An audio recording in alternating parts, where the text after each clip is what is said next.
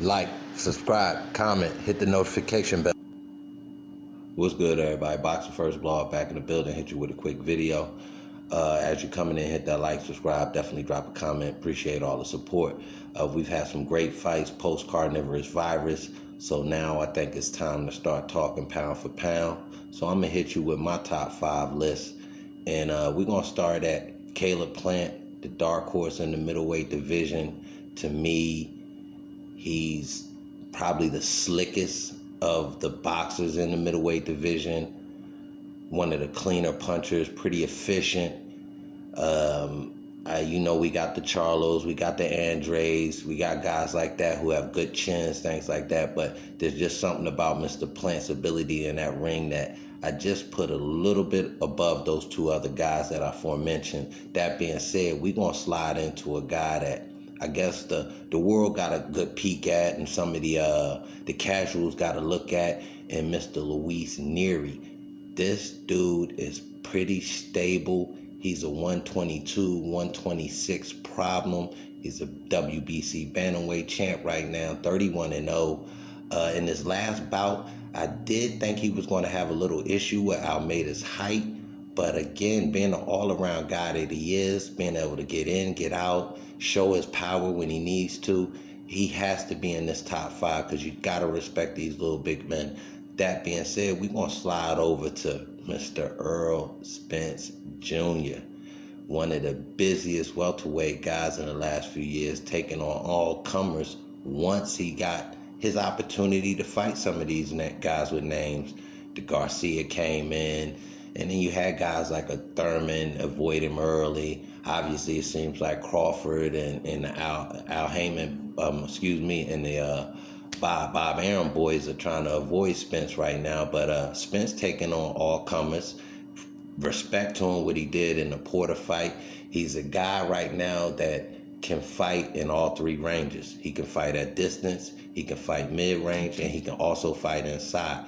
That being said, that's one of the reasons why I have him 3rd on my list. And in this next fight coming up with Garcia, it's going to be a barn burner. I'm thinking it's not going the distance.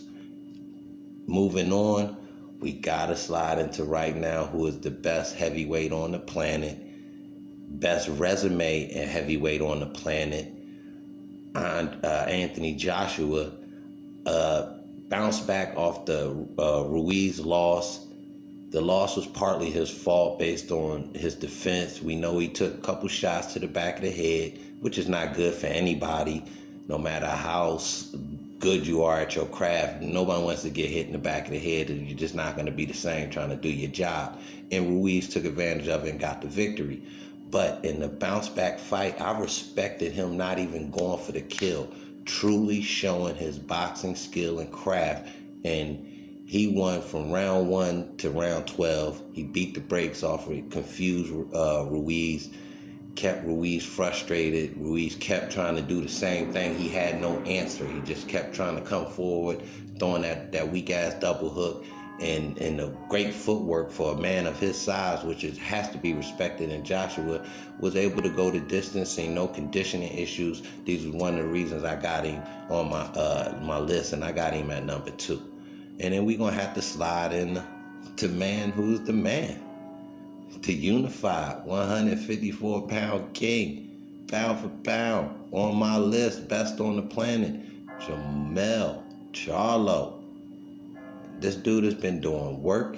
This dude has bounced back off a controversial loss and just cleared it. He just no more questions after what he did to Harrison. All respect to Harrison and the way he fought, but when it was time to go toe-to-toe and answer these questions and answer all the pundits, he did.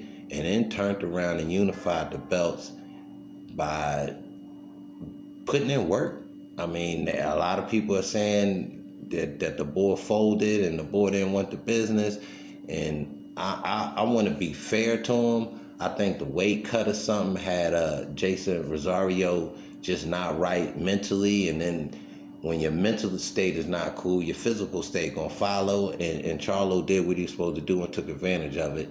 And that is one of the reasons why I got him right now, pound for pound, in boxing. His activity has been up to par. His resume is very respectable.